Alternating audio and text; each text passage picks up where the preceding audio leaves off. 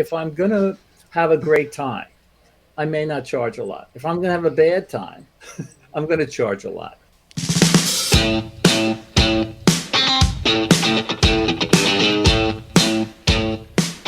Welcome to the Photo Focus Roundtable for May 2022, bringing the band back together.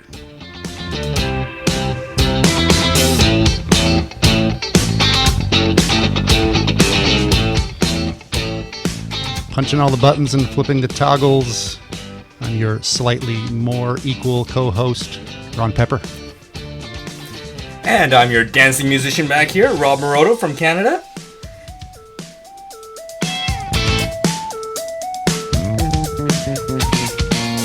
All right, we have another co-host coming back. I haven't seen and been on a show with for some time. Mrs. Pamela Bloom. Sorry, I almost blew it, didn't I? Formerly Pamela Berry, but yes, it's good to be back. And yes, my new last name is Bloom. All right, and we have our featured author, Rick Sammon, which I'm really happy to have here because Ron will not stop talking about him. Thanks for having me, guys. It's great to be in the band, and the show's definitely going to rock. This will be a fun one. As you can tell, we kind of all know each other. It's been a while. And since we brought the Photo Focus Roundtable back, or started the Roundtable, bringing more podcasts back, this is perfect because I think the first time I was ever on a podcast, I'm pretty sure I was on the Q&A show with Rick Sammon and probably Scott Bourne, or it could have been Rich. And I'm pretty sure Pamela edited it. And then we started going to conferences and got to know each other. So this is going to be really fun. We're going to talk about Rick's book coming up a little bit later as our featured part. But let me first thank our sponsor, as always, Photomatics, for HDR. That's high dynamic range photography. If you know me by now, you know I've been involved with that company, HDR Soft, for a long time, but I'm also a huge user. Spent all last week using it for real estate jobs, using it for hotel jobs pretty regularly as well. If you are interested in trying it out, you can try it free at hdrsoft.com. And I know Rob's a big user, and Rick, you and I have talked about HDR a lot over the years. I know. So send questions at photofocus.com/questions. We will answer those on the Q&A show. And thanks again, Photomatics, for sponsoring. So, Pam, you go first. How things been going? Good. COVID, like many of us, changed the direction of what we were doing professionally and whatnot, and how our photo business, in the past, photos and video was always my backup because I could go out and shoot and do something. And then when COVID took that away, I think a lot of us felt a little lost. And so we had to reinvent ourselves. And, but I'm glad to get myself back into the world and do what I love, because I think that creative outlet is so vital to us being human beings. And it's great that we're fortunate as artists to have that. So to even be on the show is such a soul lifter, in my opinion. Yeah, maybe, is it a secret that Rob Moroto here, my co-host, we started doing stuff together during lockdown times just for sanity, just to stay involved, do something new, and it's kind of already grown out. And this is going to be a theme today of doing these kinds of things because Rick Sammon is here, who has done tons of social media over the years. And how's it going, Rick? Well, I'm going great. I'm doing great. I have done a lot of things, quote, over the years. And when you're as old as I am, I'm 72 this year. So when you're as old as I am, people say, oh, you've done a lot. I say, wait till you're 72. You will have done a lot, too. This is just like doing a talk with Scott Bourne. He mentions being old all the time. Well, I didn't say I was old. I just said I was 72. I go bike riding every day. I've made being healthy. I did a 16-mile bike ride 2 days ago. Nice. Was it all downhill? I made several years ago. I made being healthy my number one priority. I met a Buddhist monk once, and he said, I asked him, I said, what's the most important thing in Buddhism? This was several years ago. And he looked at me, he said, being healthy. And I said, and I looked at him like in puzzlement. He said, Yeah, if you're not healthy, you can't do anything else. Yep. So this is why they're like vegetarians. This is why they're in good shape. And so I really made being healthy my number one priority. And I find, that, we talked about the pandemic a couple of minutes ago, that I've actually never been more productive in my life than I have in the last 3 years. And I I think think it's a lot to do with, well, being healthy and having a positive attitude, and also having happy hour every day at 5 o'clock helps. well, I don't know about y'all, but I learned a lot about what kind of health equals a good immune system. So that's been a big trend, I think, in this last couple of years, at least around this house. Well, and photography for me, it helps that mental health, which helps the physical health. For sure. Well, everything's related. I have a phototherapy Facebook group. I started it actually during the pandemic because I thought people, could use some therapy. So it's free. It's called Phototherapy. You'll find it on the web. There are a couple of phototherapy groups. So just go to Rick Sammon Phototherapy, and it's non-commercial. People post stuff, and it's a great place to get motivated, to get inspired, because I think, we were talking about being musicians before. If you're not inspired, if you're not motivated, how can you create good art, no matter what it is? So tell me more about that 5 o'clock one. 5 o'clock happy hour? Yeah. Well, I'm coming to you from my office. We have an office next to the house. I'm sitting in my office. Susan has, my wife of 47 years, has an office next. And we work our butts off, but every day we have a happy hour. And that separates us from, everything we do here. Then when we go over there, we don't have to talk about, writing books or podcasts or this or that, or magazine articles or bills or, social media or anything like that. Although and your beverage of choice? Do I have a beverage of choice? I have several beverages of choice. I like IPA beer, but I like Sauvignon Blanc wine, a white wine. How about you? Pisco Sour is my current favorite. Well, when I was in Peru, I had those Pisco Sours, which didn't help with my altitude headaches in Machu Picchu. But what does help? Chew on the coca leaves. The coca leaves. So you've been there, so you know. No, I was in the restaurant business before, and my last restaurant job was bartending at a Peruvian restaurant in San Francisco. Oh. And I've still never been. Oh, you have to go. Yeah. Hey, you mentioned riding a bike, and I think Rob recently rode over the hill. Is that right, Rob? Are you talking about my age? Well, we were making age references, so I just thought I would sneak it in there, but you just let it out all que bruto, just threw it out there like, yeah, okay. You're a bike rider, Rob? No, I just go over the hill every once in a while, apparently. Okay. I was looking for a bad segue, but hey, let's we're going to, I have a feeling, talking about passive income later, we're going to swap a lot of stories about these things. So let's hit a couple things we'll talk about first. The first one is, for our topics for today, is we wanted to talk about constant lighting versus strobe lighting. And Pamela brought it up. I don't know if you meant to say versus strobe or not.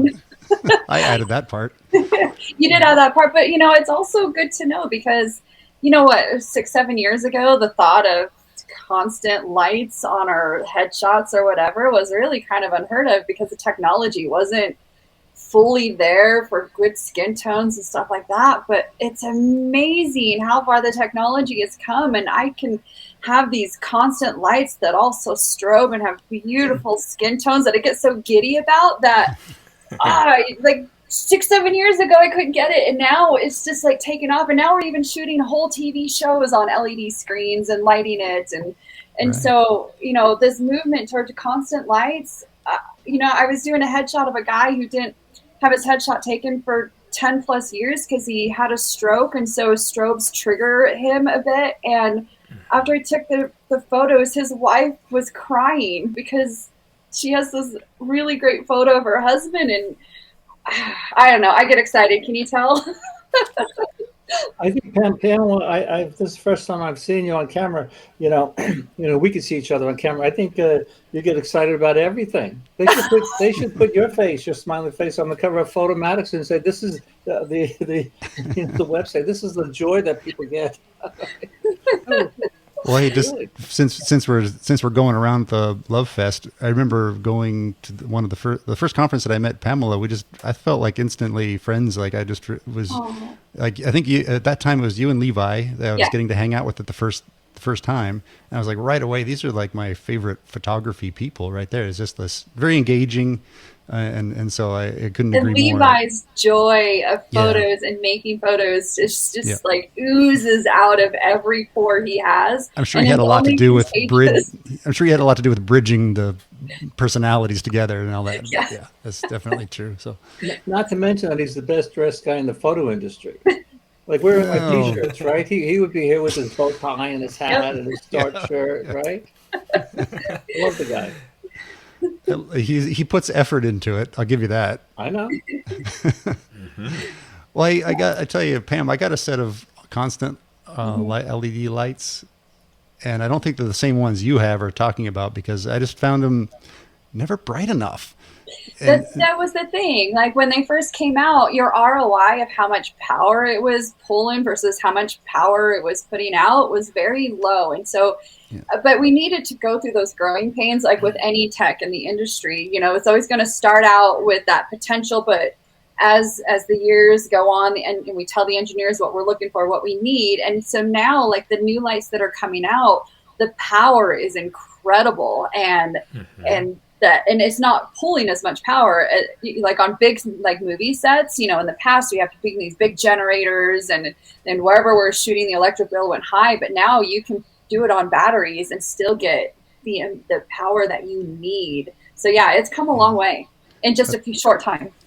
use them. One of the things that I loved about it was the best modeling light ever because you would have them on, but not at the level of the flash, because they do flash as well, some of them, right? Where so you can really see what the light's doing, and then when you take the photo, it flashes with the power for the capture, and that was my favorite part. So I'm looking forward. Next time I get some gear acquisition syndrome needs, then I'll maybe try that. But Talk to me. Oh, also what's really cool is on mirrorless cameras, like when you're using the constant lights, you're seeing what you're actually doing and not the interpretation of the camera. You're actually seeing exactly what you're getting, which for people starting out or people who are afraid to move over to strobes, it's a good introduction to understand the light and the shadow and what you're doing. And then, you know, right now, only time I ever use strobes anymore is if I'm taking pictures of my pets or a small kid, and I don't do kids. So it's funny when I shoot I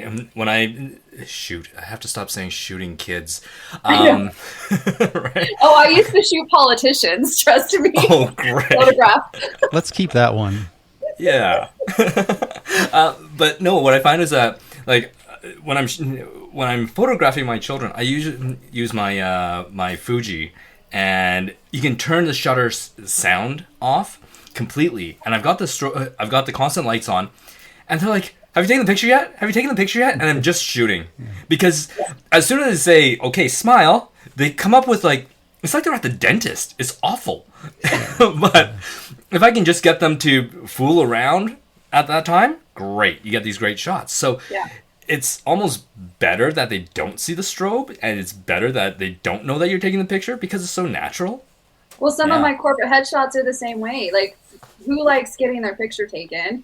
And honestly, some of the strobes are a bit overwhelming and they're not fully relaxed. And when you just have them in the light situation, they sit down, you're having that conversation, I find it's easier to connect with them, and it's easier to get quick photos faster in a more relaxed state. And that's been my experience with them. And so, yeah, to me, it's, I don't know if I would really go back to full on strobes 100%.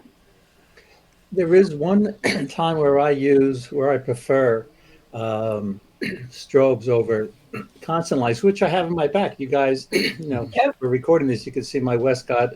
They're about 5 years old. The Westcott is spider lights. They're constant lights.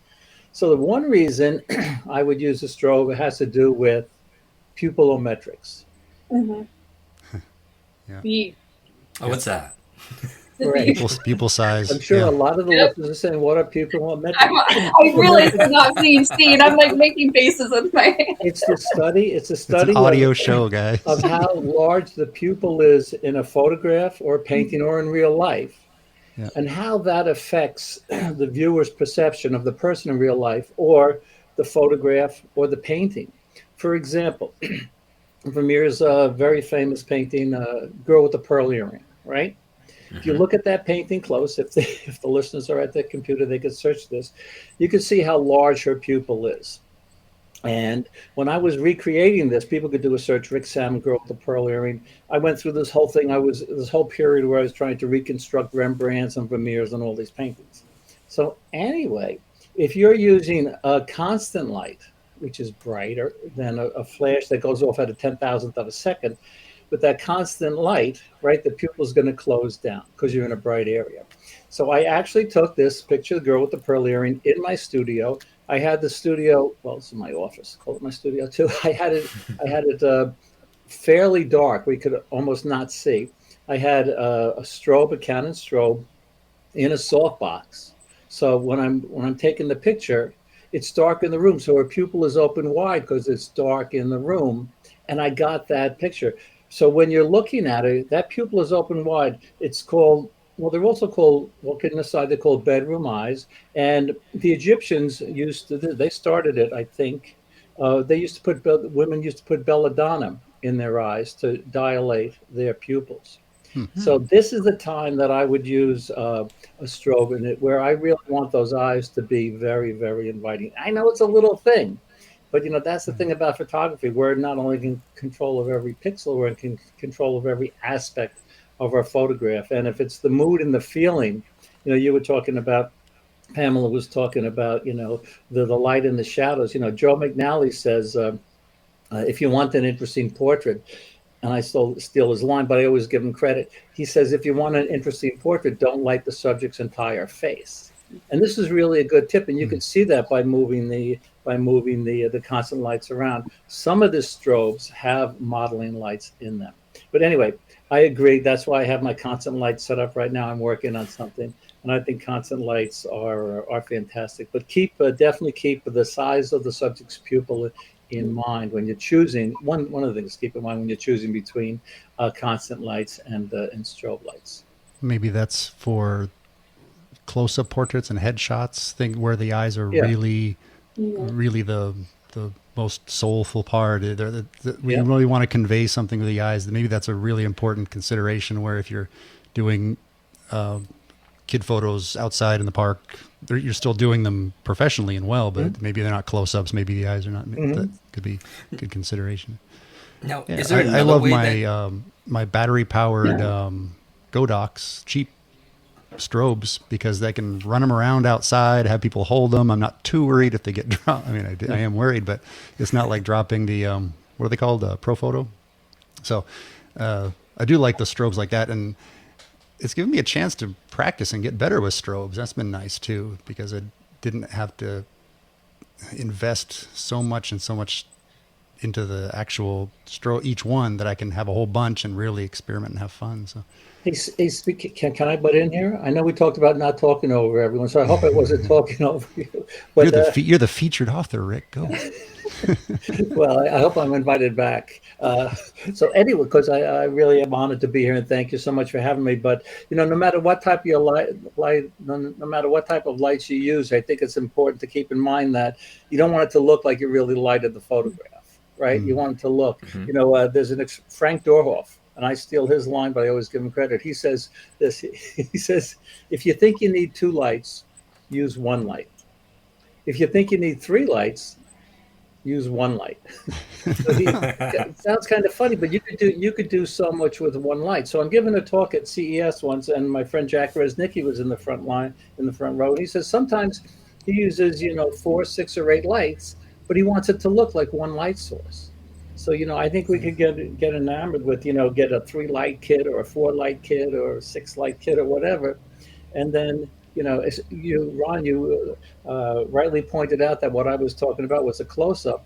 you use 4 lights on a close-up, you can get these four lights in someone's eyes. They're going to look like aliens, right? Yeah. It's interesting that you say that. I've got friends who are makeup artists, and they always say the same kind of thing. It's like you always want to put on enough makeup to make it look like they don't have makeup on, but not Right. so much makeup that they have. It's obvious that they're not circus performers. Right. Absolutely, Rick. To have you on here is such an honor with your knowledge base and the wisdom you have, and you nailed it on the head. Eyes are so much to a photo. It really sets apart a good photo to a great photo based on just what you get from those eyes, and it means so much. Well, thank you. Also, when you're talking to someone, you could see whether they're, in a room. And I notice this because I'm a photographer. I'm always looking. I can notice if someone's receptive to what I'm talking about. Their pupils, might be a little wider than if they're not. If they couldn't care less, what I was talking about.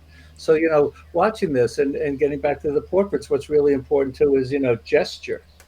Jay Maisel talks about the importance of gesture. So no matter, I choose my wildlife photographs based on gesture. If I have a series, I choose my people pictures based on gesture. I choose my wave pictures, my seascape pictures, based on the gesture of the waves, or landscape, sometimes the gesture of the clouds. So I think gesture is one of Jay Maisel's book. I think it's called Light, Color, and Gesture, or something like that. It's a wonderful book. And once I started thinking about gesture, I would say it really helped me with my photography.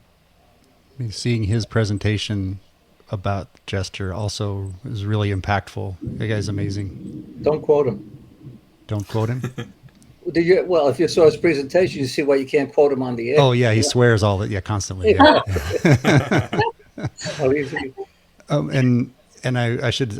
We've shouted you out, Rick, because we've only been doing the roundtable this year, so started in January.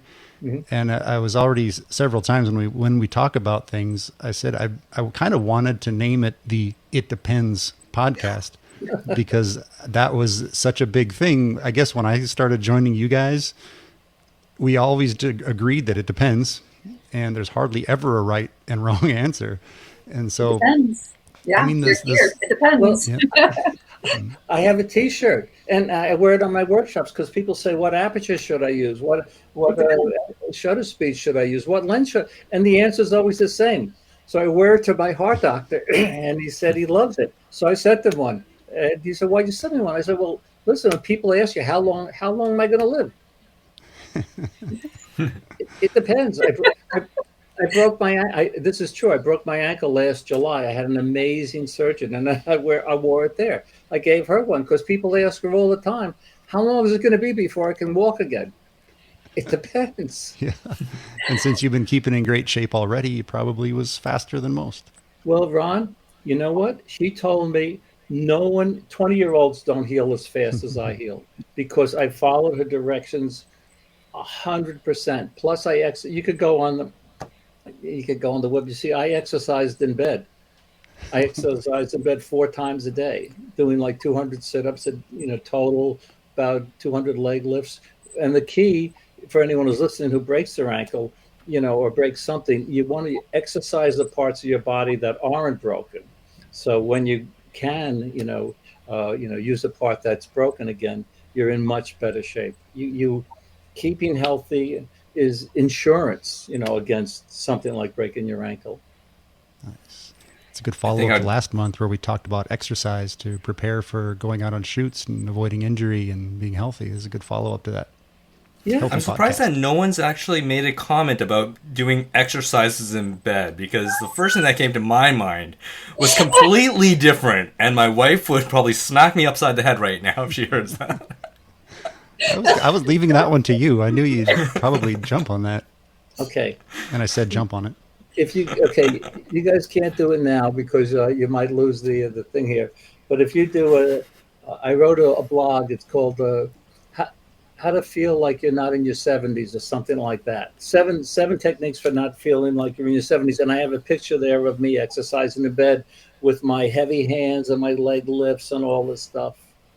But Rick is right, though. I mean, at the end of the day, I have a friend who was working on a TV show, and she was let go because she was too heavy and couldn't keep up. It was a reality TV show.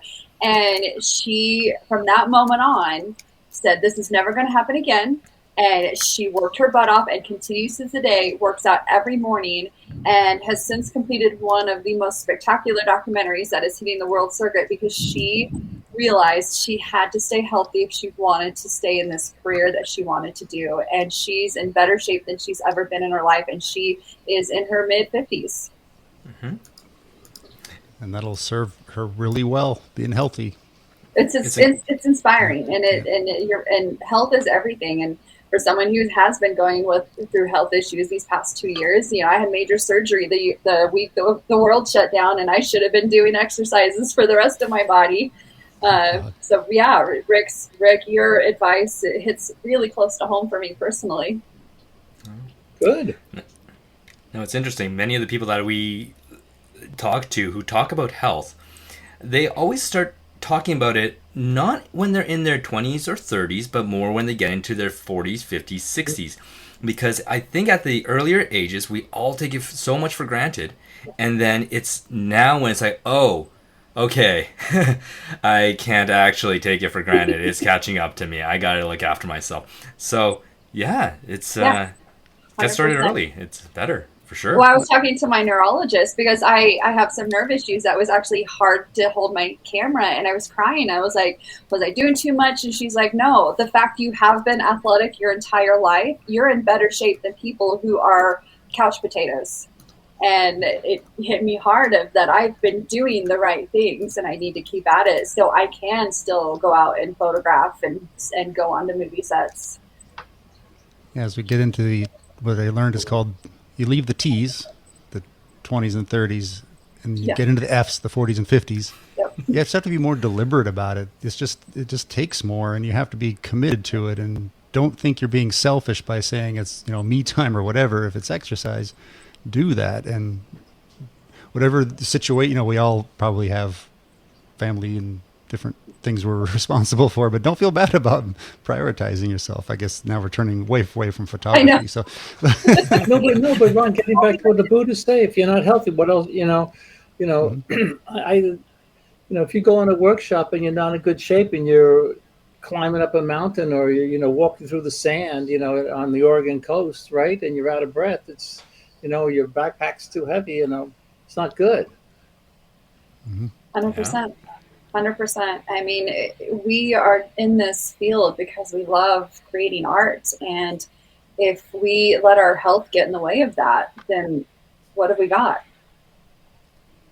Probably most people listening, if they are either interested in becoming professional or are oftentimes one man or woman show of a business. And that would be detrimental. Yeah. Yeah. I mean, you want to go hike to a spot to get that sunrise or sunset picture. You got to be able to do it. Not Rob. He'll just send one of his photographers out to shoot the jobs and just sit home and like Mr. Got Rocks and collect the scratch. Pretty much. Well, I tell you what, let's just go ahead and do a bit of a segue because I read Rick's book recently, and one of the things you talked about was the benefit of naps.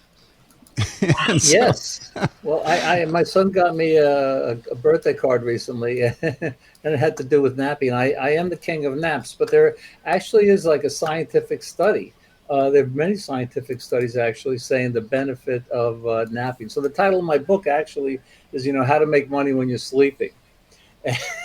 And it sounds funny, but it's my 43rd book, and it has no pictures in it. A couple of illustrations, but the idea is it's based on a Warren Buffett quote, and I saw this on Twitter, and his quote is this: he says, if you don't find a way to make money while you're sleeping, you're going to work until you die. So what he's talking about is passive income. What can we do to generate passive income to invest our money and live and thrive off our investments, right? And another quote that goes along with that is, your money can work harder for you can. And this is so true. Your money can work 24/7 for you. It could work when you're napping, when you're sleeping, And so investing is just so important. I spend 80% of my time on my business, and most of the pros I know spend, and I quote some of them in my book. Uh, they all the pros that I know spend most of the time working on their business. Can I read a few? Absolutely. Of course. Yeah. Scott Bourne. I spend 80% of my time selling, marketing, and about 20% of my time creating images. Um, Yeah.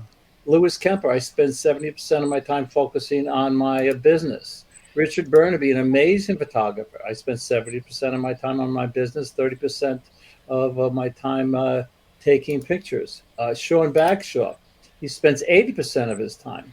Ian Plant, my friend, he spends about 80% of his time. So, people listening to this, and we have the, famous photographers. They go around the world, they write books, they teach workshops, things like that. We spend a ton of time working on our business, thinking about our investments, making smart business decisions. And one of those business decisions that I think is really, really important, especially, we were talking about, if you get hurt, like breaking your ankle, is diversifying. You could be, you could love, well, we all love photography. Pamela says she loves photography. That's why we're here, because we love, photographing art, and we love nature or whatever. But every pro that I mention, every pro that I know has books. They write magazine articles or web articles. They're in affiliate programs, and Photomatics has an amazing affiliate program. And, Amazon has an affiliate program. The big camera stores have affiliate programs. I think affiliate programs are the easiest way to make money when you're sleeping. But these pros also do photo workshops, seminars. We have sponsors, to do commercial assignments, online classes. So I think those are about 8 things I mentioned. So, diversifying with your work and diversifying with your investments is really important. In other words, you don't want to put all your eggs in your business or in investments. You don't want to put all your eggs in one place, in one basket, right? In fact, I was thinking just about my own life. My own retirement is getting near enough that I want to think about it. But I always tell people photographers don't really retire. And as I think we're still creating, even if we don't need to. So if you can retire, you're probably still out shooting and doing things. So, but even for non-photographers, isn't, and we're in a lucky position to be able to have passive income type things where is passive income the new retirement, I guess is what I'm getting at, rather than savings. And this is not a financial show, and I'm not at all a financial advisor, but I've been researching a lot, and there's a lot of question marks about what our savings is going to be worth. Well, I'm not a financial expert either, but I've been generating passive income for 20 years. Yeah. So, and you intend to continue for the foreseeable future, right? Yeah. Well, yeah. Well, actually, this book is called How to Make Money When You're Sleeping. I could have called it How to Make Money When You're Dead, because all these things I mentioned, they're going to keep generating income for my son. And speaking of my son, he's he got his PhD at Kellogg in finance, and now he's a Harvard professor of finance, and he's very driven like me. And he saw at a very early age how hard I worked. So we're at a party. We're at a neighborhood party here, and he's standing next to me. And someone says to me, "What do you do?" So my son's next to me. Person says, "What do you do?" I say, "I'm a photographer." And my son looked at me and says, "Dad, you're not a photographer. You're an entrepreneur who happens to be a photographer." So it's funny, but he saw the business, how important the business part. So we could want to save the world with our. Well, I used to be involved in a marine conservation group, and we met people that we called dolphin huggers, where they just wanted to save the dolphins. And I love these people, but the thing is, they didn't look at the whole picture. Like, to save the dolphins, you have to save the environment. You have to save the mangroves that are along the shore, which are the nurseries for the reef fishes. And it's a whole thing. So, we can want to save the forest, rainforest. But we have to think about, yeah, a picture can help us do that, of course. But if, we think about maybe what else can we do? Maybe we could become a lawyer. We could become an environmental lawyer. There's a lot of other things we can do to save the planet, not only just with our photography. We could write articles, and that's some of my best advice to people. There are a million photographers out there. There's only half a million who can write. So your chances are way better if you're a photographer who writes, which is why I write so many books. Actually, I meant to ask you when I was realizing you had 40 some books. You said you talked about in the book that how much time you spent writing and some advice on that. But do you know people that use someone else to do the main writing and just sort of, I would imagine you'd have meetings and share and make a bunch of notes and tell stories or whatever, and then have someone else do the main part of the writing. Is that normal or is that abnormal? I think James Michener used to do that. He had a staff of 20 people. If he's talking about a very small island off the coast of Hawaii and some exotic plant, he'll have a researcher do that. But I don't know any photographer who has someone else write their books. But, one tip on writing, actually two tips. When I work with traditional publishers, 5 editors are going to look at my work, right? And they're going to edit. And I pride myself on being an easy guy to work with. So, I'll type it, but I may not put that much time proofreading it 1,000 times because there's going to be so many other people reading it. Now, when I published this book, How to Make Money When You're Sleeping, and my other self-published books on Amazon, which is an unbelievable deal because the percentage, the royalty is much, much, much higher. I think it's 70% basically on an Amazon book. I do spend a lot of time, and I hire 2 different editors to look at the work there. So you wouldn't have like one good writer and one good editor. Rick, it's interesting that you talk about the other photographers who spend 80% of their time working on their business and 20% of their time doing photography, because it reminds me of I did a course once with teaching new coming photographers how to do real estate photography, and they always say, well, how much time do you do work and growth? And I always told them back then was, when you're starting out, you're spending 80% of your time building the business and 20% of the time shooting.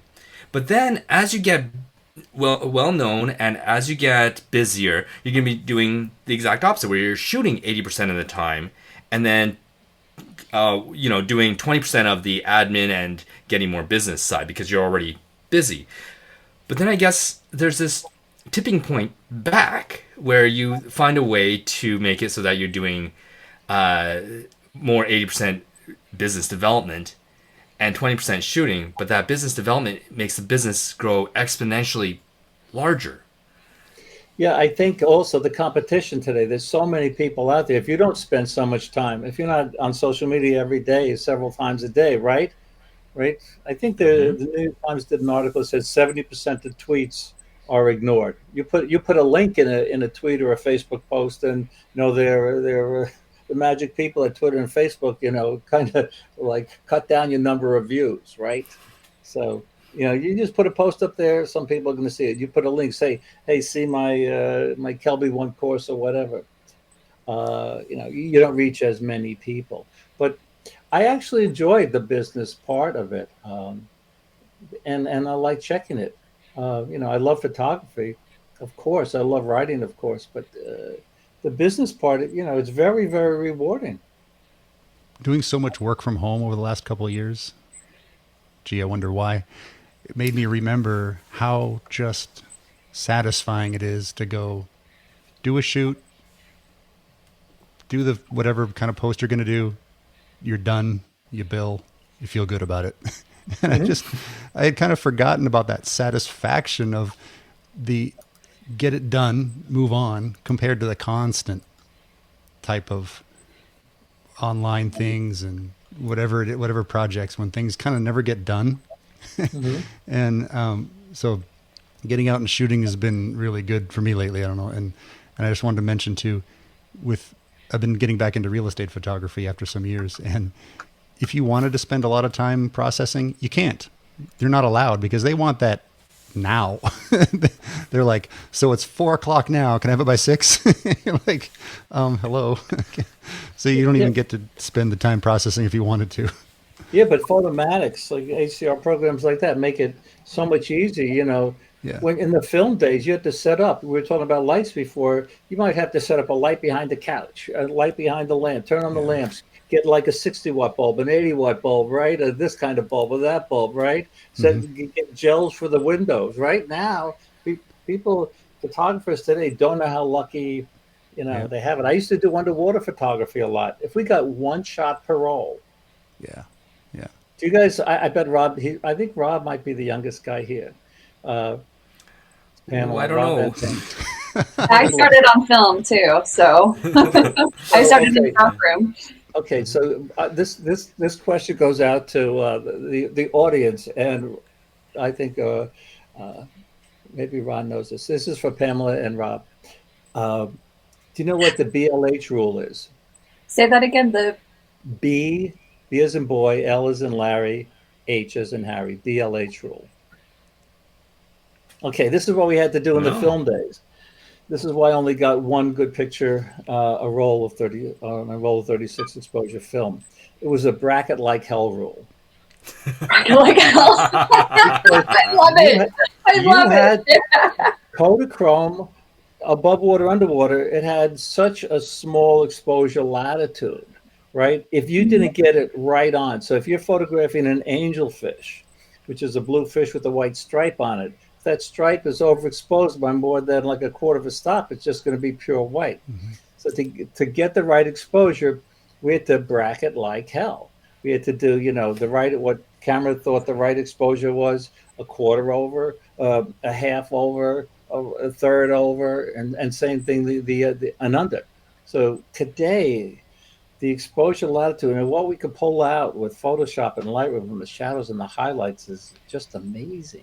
And I still bracket like hell. I love it.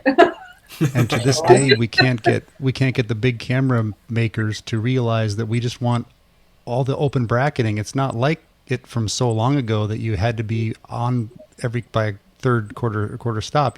Now we want to be able to bracket 1 or 2 spacing. We want to be able to bracket as many of them as we want, and they can't figure out that there's a demand for that. Even now, very few cameras, and it's so frustrating.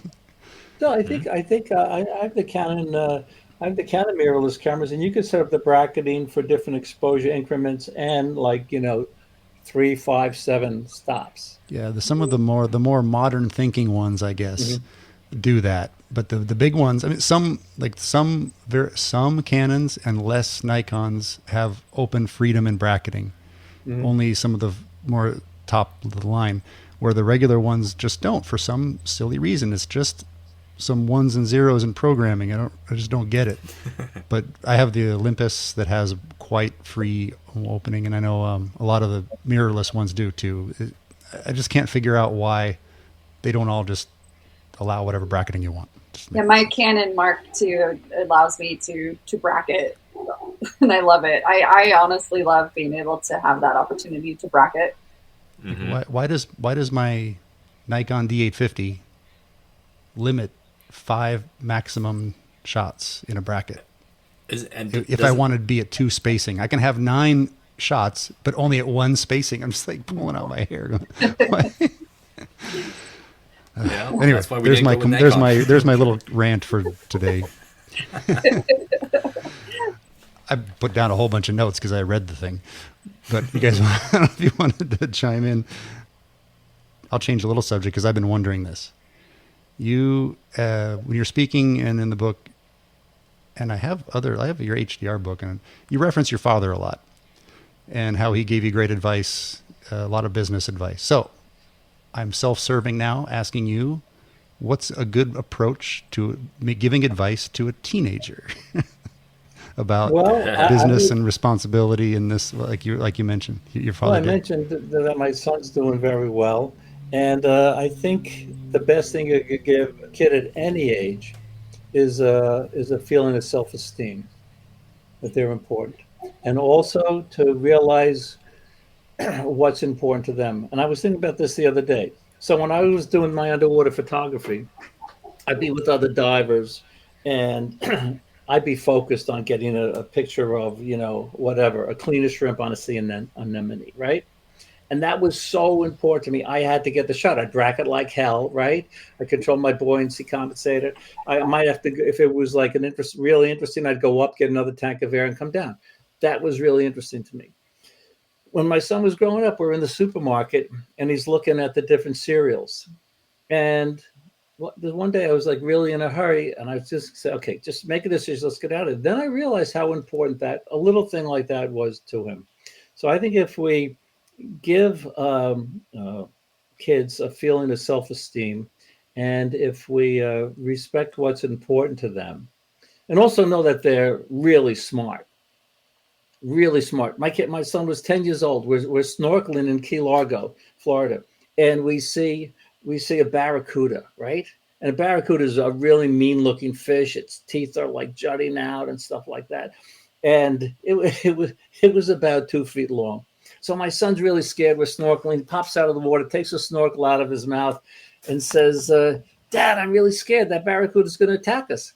I said, Marco. His name is Marco, named after Marco Polo, because we took him all around the world. I said, Marco, don't worry. The law of the sea is that a fish doesn't attack a fish that's something that's bigger than it. In a split second, he says, "Dad, what happens if the fish doesn't know the law?" This is a 10-year-old kid. Kids. I think some parents don't realize how tuned in and how smart kids are. And I think we always treated my son as an adult. Yeah, feeling valued, not only for our kids, but remember to feel valued for yourself too. Mm-hmm. Yeah. And I think we all need that. But yeah, you hit on the nail on the head. I have 4 daughters who are teenagers and up, and that's the big thing we've been dealing with the past couple of weeks, is making them know that they're valued and they're loved and they're smart and they're a reason why they're here on Earth. But at the same time, we need to feel that too as parents and as adults. That's a good point. But I would say we always. I'm trying to see if there was a time, but I would say we always put them first. We always put them first. I agree. Oh my gosh, 100%. Yeah. There's like a concept of we always put them first, and like my parents always said that once you have kids, you do everything for the kids, and I didn't realize, I kind of took it a little bit too literally, but overall, no matter what you do, it is for them. If you're doing something that's good for yourself, it's for them, so you can take care of them. They don't eventually have to take care of you. They need to see that you value yourself if you're telling them to value themselves. Right. That's exactly what I was getting at, is modeling that. Is you can't really expect them to respect themselves if you don't do the same. Yeah. And I think it's important not to make kids feel guilty. I grew up Italian. My mother was Italian, and she was a master of guilt. I loved her dearly, but she was the master of guilt. Here's an example.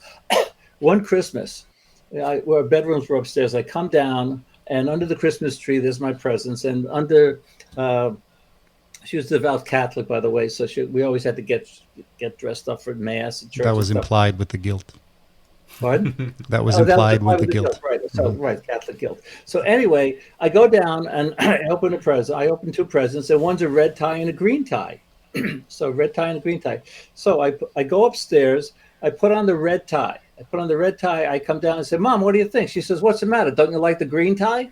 It's a Woody Allen joke, by the way, but it sums up my mother. I could never make her happy. She. I have a million stories I won't tell you anymore. So, Rick, I have a question regarding that. So I've been making a living off my photography for 12, 13, 14 years now. But when I started out, I didn't understand taxes. And it bit me hard, really hard, because I was naive. I was in survival mode. But hey, I was making a living. I was paying my bills. I was freelance and all that. What advice would you give to us as artists if they are making a living? What advice to taxes? Advice to make sure that you don't end up hurting a few days later paying off taxes. Well, we have 2 financial advisors. actually, and so that way I can focus on my business, and Susan can focus on being the manager here. But when it comes to all the finances, I would say definitely hire someone to look into this, to find out, what you can write off and what you shouldn't write off. Like, we have our own business. I could write off, glasses, like glasses, which I don't have on now because they got a reflection in there. We have dental and things like that. Some travel you can. So I would talk to someone to find out exactly, incorporate, right? Just don't be an individual, incorporate. That also protects you, when you get an insurance. So if someone, wants to sue you, they're suing the corporation and not you. But all this is really part of being a good businessman and business person. And I would say, as far as the taxes go, one of the keys, we think about this all the time. How do you keep your overhead down? We when Marco was born, we used to have the office in the house. He had colic. So Pamela, I know I'm sure you know what this is with 4 kids, right? The kids just screamed their brains out for 6 months. So he actually drove us out of the house. So we have this, my office and Susan's office next to the house. So for 30 for 30 years, for 31 years now, we've had this office, so we don't pay rent. So whatever you don't live above your means. We've always lived below our means. We've always we watch the heat. You see my office is a little dark. We watch the lights. We watch everything. We watch every expense. My guitars, that's not included. Okay. You're good. My guitars are not included. Yeah. And neither is the price of the IPA. Susan, right. Well, Susan knows what I pay for the IPA because she's in charge of all the credit cards. But the guitars, the cost of the guitars is a secret. Well, I think that's healthy, though. It's kind of like when you're working out and you have your cheat day. You always have that healthy thing that keeps you motivated and going and all of that. No, I agree. I feel fortunate that I've definitely made a living as a photographer. If I could go back, I wish I had more of that business sense instead of just strict creative and just working. But yeah, you have to look at.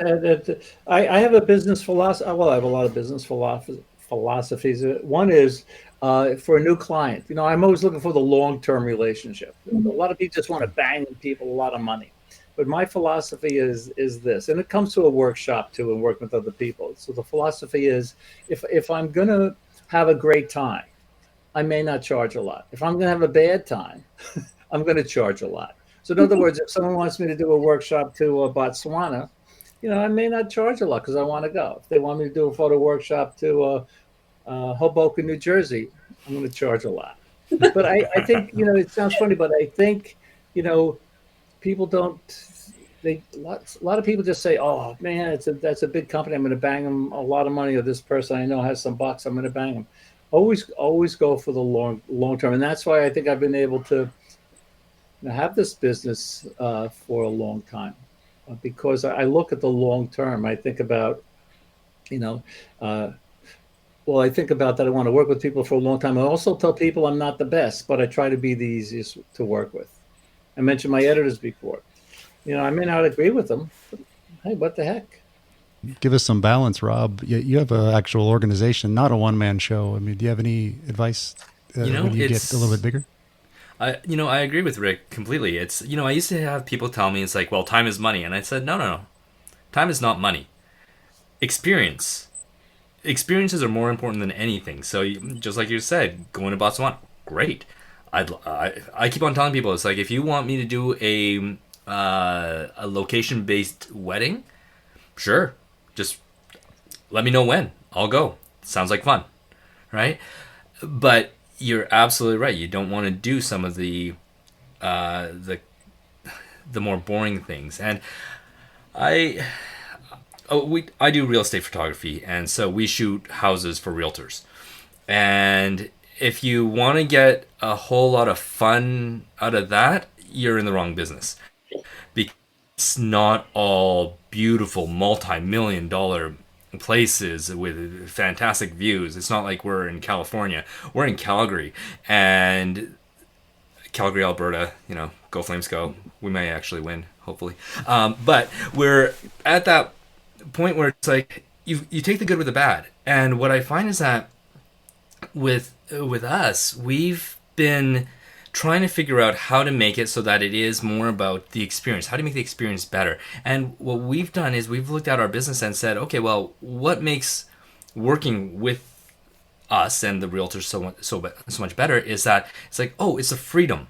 It's being able to go around and feeling like you're your own boss, validating the fact that you get to decide your own time frames and when you want to work, where you want to work, how you want to work. And I find that was really important for my staff. Doing metrics a little bit differently, and looking at what people value and putting emphasis on that was, it's good. There's always the pros and cons in all of those, where shooting a house isn't exciting. I can go in there with listening to a podcast and shoot. You don't, in real estate, you don't deal with your subjects getting too drunk or getting mad or getting, all the ups and downs of weddings. So there's the good with the bad, right? But after this talk, I am going to start carrying around some medicinal gummies just to get those dilated eyes on portraits. There you go. There's your idea of the day. You could also fake that in Photoshop, I'm sure. Yeah, there's a couple programs that make it easy. Yeah. I just wanted to give a couple thoughts that I realized kind of reading that book. Some of the advice that you give in that book is about things like sponsorships and affiliate things and things that you're doing. First of all, passive means you're working a lot, but not directly working and then getting paid and then working getting paid. So it does a lot of work. So that's one thing. First time I had a little bit like I do with HDR Soft now, I had my first job helping out a software for my other thing with stitching software for panoramic. But I had it was like a very small part-time job is really what it was from home. And that was before working from home was a thing, really. And it made me able to jump off from being that bartender part-time and helping to pay the bills while becoming a photographer, and help me make that jump. So making that leap is because I know a lot of people listening are in that position about, thinking about making that leap. So if you do work out something like that, then that can help with that. So I just thought I would throw that in as my own experience. And then also just that if you're listening to a podcast right now, you're halfway to all these things that Rick recommends because they're all so interrelated, right? Once you start podcasting, you're probably posting on social and you're probably out shooting then they all just balance on one another. So highly recommended. So yeah, you can get that on Amazon. Yeah, Rick, and we'll put a link in the show notes. You can get that on Amazon. It's right up there. And you were talking about being like halfway there. One of the, I write a lot of books, but I also have, written a lot of books. And one of my favorite books was The Real Magic by Dr. Wayne Dyer. And what he talks about in that book is that we create our own reality. Now, if we get COVID, we're not creating our own reality. But maybe we are. Maybe we didn't wear a mask. Maybe we touched something. Maybe this or that, right? But what the real message in this book is that we really do, if we're aware of everything that's going on around us, taking advantage of every opportunity, having what a Top Gun fighter pilot calls situational awareness, that you're aware of everything that's going on around you, we really can create the kind of life that we wanted to create. I worked in an advertising agency with a 3-piece suit and shined shoes until I was 40. And I hated it. And I read Real Magic, and he talked about creating your own reality. And he says, if you start living Ron, you said you're halfway there. He says, if you start living the life you want to live, that becomes your life. And I figure if it worked for me, it can work for anyone. This is just an amazing book. Another great book is Daniel Goleman's book, Emotional Intelligence. And he has a lot of quotes in there from famous people. And most famous people like Steve Jobs realize that emotional intelligence is more important than intellectual intelligence. In other words, you have to be aware again of your effect on other people, right? And how how the IQ is important, but if you're aware of your effect on other people and how other people react to you, look at Steve Jobs. Look at movie stars. They strive hard to be liked. You know, right? Or they strive hard to be loved. And Rob, you were talking about your clients in the real estate photography. People come to you probably because there's a million photographers who can do what you do, but maybe not a million have your great warm, fun personality who's going to buy the gummies to dilate the no. To But I'm make curious. every appointment happy. Yeah, but everyone, so many of us, we all do the same thing, right? But people come to people for their personalities. So that's why I tell people, we really don't have any competition because people are going to come to you for your personality. People go to Scott Kell because they think he's super knowledgeable, but he's also like a fun person. And making it fun, I think, is really important. And just one other quote I'll just squeeze in because I know we're running out of time. I forget who said it, but for people who are saying, oh, hey, I might want to make the jump. I've been doing this for a while. I want to become a photographer. Here's a quote. I have to look up who said it, but the quote is, it's never too late to be who you might have been. And again, it sounds funny, right? Yeah. I'm not going to be a brain surgeon, but I could be better at guitar. I could be better at photomatics. I could be better, at Photoshop and whatever. You can follow in the footsteps of Thor and be who you want to be instead of you're supposed to be, or something along that line. Right, exactly. Yeah, great. We'll tell you what. Why don't we go? Pam, do you have any? Because I know Rob does. Do you have any places for passive income things? Like, do you do any of that, the courses or anything like that? Yeah, I do. I'm on the circuit with photo clubs around the country, so I do teach. I do teach several photo clubs around the country, which has been amazing. I'm getting back of writing again. I was writing for a while. Now I'm getting back to that, so I'm excited. I didn't realize how much I missed it, so I'm excited to get back to that. And I have ideas that I want to write about that I'm looking forward to. I'm kind of going back to where I started on the path of passive income, and I'm not sure what took me away from it, but selfishly, this podcast today and talking to Rick has been kind of exactly what I needed. And even though I'm the co-host, but I can't help but I wrote down my visions yesterday, and we hit on almost every single one of those in this podcast today. Just perfect. So yeah, write down what you want for your life, and it's amazing how quickly some of that starts to say, yes, that's exactly what we need to be doing. Well, you're talking about, like a vision board. My friend Ron Clifford mentioned this a few years ago, and he has a board. He wants to go to Antarctica. He'll cut out pictures from Antarctica and put them on that board. And, using creative visualization and creating your own reality, there's a lot of ways your listeners can get to Antarctica for free, including being a photo pro on the boat, which is what I am on the ship, which is what I've been, several times. I had a boss once. He said, it doesn't matter how much you make in life, it's what you get for free. You still need money to feed your 4 kids, Pamela, I know. But, being a photo pro on a boat to Antarctica or Galapagos or the high Arctic, this is a pretty good deal. But how do you get to be the photo pro? Well, you don't have to write 43 books, but you said you're right, you have to do stuff to give you credibility. Yeah. Right? They're not going to, we talked about your personality. This is important, but you need credibility. And I think there's no better thing that could give you credibility than a book, a printed book. Everyone has ebooks, right? You send someone a printed book and someone opens it up and says, oh, I want to go to Antarctica. And you say, well, this guy writes a book. A, he has credibility. B, he's a really hard worker. C, he's organized, right? And D's and the ABCD, he's a good business person. I tried to find the audio, but I couldn't. Do you remember when you said after 36 books you were done? I did say that. I remember saying. But you were saying. Do you remember why? My fingers were tired. Oh no, I think the one I'm thinking of anyway was that you were just doing apps from there on. Yeah, well, I switched. Yeah, after 30, so I started doing apps, and apps are okay. But I really do enjoy writing.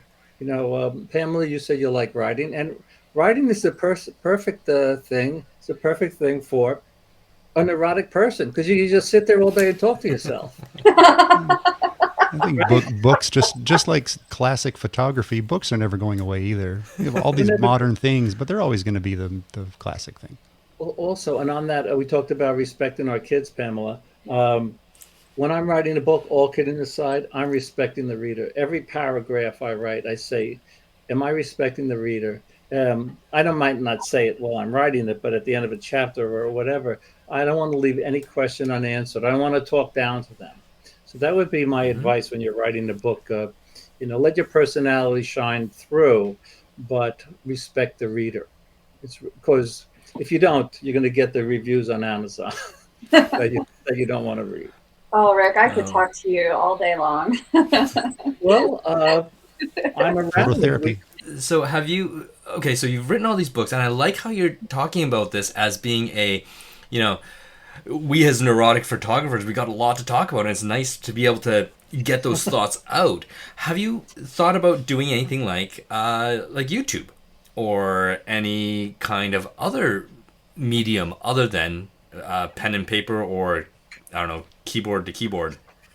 Well, speaking of keyboard to keyboard, I actually play more music than I take pictures. I play bass guitar for 2 hours a day. So I'm actually more of a musician, believe it or not, than a photographer. And I play keyboards. Actually, if you go on my YouTube channel, what I do is for my photo Facebook group, I get pictures. Like there's a famous jazz song, "Here's That Rainy Day." So I put together all the rainy day pictures, and I played "Here's That Rainy Day" to it, right? The people from the phototherapy group had all these beautiful landscape pictures, and I played on the keyboards. "It's a Wonderful World," that famous song. Nice. So but I think Ansel Adams is a concert pianist. Scott Kelby plays drums, bass, guitar, keyboards, and he sings, right? So I think there's something about musicians and photographers. I have an interesting book story if you want to hear it, or Sure. I could come back next time. It's only a minute or 2 minutes. No, well, both. I'd love to have you back, and sure. Okay, so I have a book. I know your readers can't see it, but your viewers can't see it, but it's called "Flying Flowers: The Beauty of the Butterfly." So I'm working on this book, and this is the story. The end of the story is why your listeners should write a book and never give up and always have their work out there. So I'm working on this book, "Flying Flowers." I'm working with the top 3 butterfly experts in the country. We went to Mexico. We photographed the migration of the monarch butterflies, where there's millions of butterflies. So I'm working on the book, and my wife comes into me. She comes into my office. She sees my butterfly pictures on the screen. She says, "Hey, there's an exhibit of local photographers at the local Unitarian church. Could you put 2 of your pictures in there?" I said, "Susan, I'm working on this project with the top butterfly experts in the world. I'm doing all this research. I'm making all these plans. I'm looking at the proofs, things like that. If I make the prints, they have to be archival prints in archival mat, archival frame. I want them to be perfect because I'm a perfectionist." I said, "I'm too busy." So she used the magic word, please. Please. And Pamela, I'm sure you know this one, "Happy wife, happy life," right? You've never heard that? I've heard that, yes. So I make the prints. So anyway, I'm going to speed up the story. So I put the pictures in the exhibit. No big deal. So someone writes up the exhibit. We get a little paper, for 75 cents a week. It has the crime blotter in it, the local sports, and all this stuff, right? What's going on. So someone writes something nice about my pictures from the exhibit. So after the exhibit, she wrote such a nice thing. I said, "Okay, you know what? I'm going to give her the pictures," right? So I go to her house. I give her the pictures. So I say, "What do you do?" Well, I'll tell you what she does. I'll tell you who she is. I'll tell you what she does. And I'll tell you what she said. So I'm reading this quote now from the back of my book called "Flying Flowers," which is out of print. So this is not a plug for my book. So here's what she said. "For their incisive vision, sumptuous textures and colors, and the sheer wonder these finely detailed descriptions of butterflies awaken in us, I think Rick Sammon's photographs are marvels." Pretty nice, right? right? In the local paper. Here's who she is. Maria Morris Hamburg, curator of the Metropolitan Museum of Art, New York City. Oh, wow. Who would have thought that she would have been, she lived here, in the area, and would write this. I cannot tell you what that quote did for the sale of this book. So, but the point is, make your wife happy for, right? But after that, get your work out there. It does you no good sitting on your hard drive or your backup hard drives or in the cloud, right? Get your work out there. You got to be seen. Because, as my mother would say, who made me feel guilty all the time, as you know, once she said, "Could you just come over at Christmas and give us a crumb of your time?" That's a whole nother story. But, she said, you never know who's watching. And this is really true on the web. You never know who's watching. So when you're putting pictures up on your website, you're putting those architectural pictures up or whatever type of pictures up, you do not know who's watching, who might buy something from you, hire you to do something, or whatever. You catch more butterflies with honey. Is that the moral of the story? Yeah, you definitely get. Well, let's start to wrap up here. And where's the best place to send people, Rick? If you're just listening and don't want to look at the show notes. Yeah, I would say just Rick Sammon, SAMMON, ricksammon.com. Everything's there. Pamela, how about you? It's Pamela Ann Berry, so PamelaAnnBerry, and this podcast is putting my fire under me to get my website updated. Well, we got this thing going largely just for motivational getting back and all this, just like you. Yeah. So come along for the ride. Let's do some Q&As and stuff together, but we'll talk offline there. Rob always goes last, so you can find me at ronpepper.com as well. And like I say, if you have HDR questions, if you write to support@hdrsoft.com, you usually get me to answer the photography questions as well. Rob, where do people find you? Give us a gem. Me at, I'm Rob Maroto, and you can find me at www.robmaroto.com. And of course, I've got a course coming out hopefully soon. I've been working my butt off on that, but 3 kids, so it's a little slow. We all have so much in common. Oh, yes. All right. Thanks. Great panel. Thanks, you guys. And to listeners, we'll see you next month it'll be the June Roundtable. And once again, photofocus.com/questions. Send us your questions for probably myself, probably Rob, looks like Pamela, and maybe some others to answer those on the Q&A show coming up as well. All right. And with that,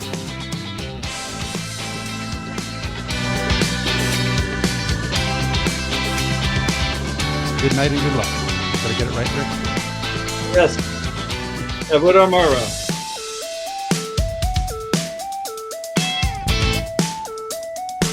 I wrote down my visions yesterday, and we hit on almost every single one of those in this podcast today.